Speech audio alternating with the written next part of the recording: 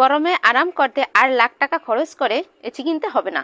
AC কেনার আগে ভিডিওটি একবার হলেও দেখে নিন। প্রথমে এর জন্য আমি এখানে একটি স্কোয়ার বক্স নিলাম ও এর সাথে আর দুটো এলবো নিতে হবে। এই এলবোটিকে বক্সটি ঢাকনাটার উপর রেখে দুটি গোল দাগ দিয়ে দেব।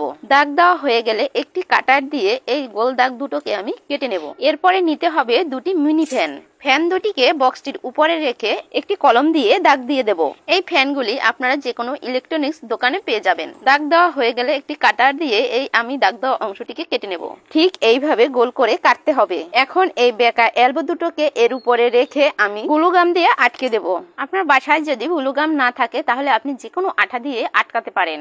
এরপরে আমাকে মিনি ফ্যান দুটিকে লাগাতে হবে। আমি এখানে দুটো 12 ভোল্টের মিনি ফ্যান নিয়েছি। এখন এই ফ্যান দুটিকেও আমি একইভাবে লাগিয়ে নিচ্ছি। যারা আমার আগের ভিডিওতে কমেন্ট করেছেন ঋতু নোয়াখালী থেকে, সোনিয়া লিখেছেন আমার নামটা নিও, ধন্যবাদ সোনিয়া। এবার এই এসিটির মূল মেশিনটি লাগাতে হবে। এটার কাজ হলো পানিকে বাষ্পে তৈরি করা। এই মিস্ট মেকার মেশিনটি আপনারা অনলাইনে পেয়ে যাবেন। এটি বক্সটির ভেতরে বসিয়ে ঢাকনাটিকে ঢেকে দিলাম। হ্যালো গাইজ, আমার এই ভিডিওটি আপনারা কোথা থেকে দেখছেন অবশ্যই কমেন্ট করে জানাবেন, যাতে আমি আপনাকে ধন্যবাদ জানাতে পারি। এখন এই বক্সটির ভিতরে কিছু পরিমাণে জল আর কয়েকটুকরো বরফ দিয়ে দিলাম।